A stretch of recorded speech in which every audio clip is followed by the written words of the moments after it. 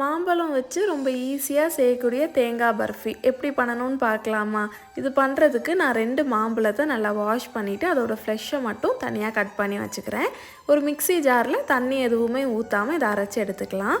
1/4 cup sugar கூட 2 ஏலக்காவை சேர்த்து நல்லா பவுடர் பண்ணி எடுத்துக்கோங்க. கடாயில் 1/2 ஸ்பூன் நெய், அரைச்சி வச்சுருந்த மாம்பழம் விழுது இது சேர்த்து நல்லா 5 நிமிஷத்துக்கு மிக்ஸ் பண்ணி கொடுங்க. இது கூடவே நம்ம பவுடர் பண்ணி வச்சுருந்த சுகர் அண்ட் ஏலக்காவை சேர்த்து நல்லா ஒரு 5 நிமிஷத்துக்கு கிளறி கொடுத்துக்கோங்க.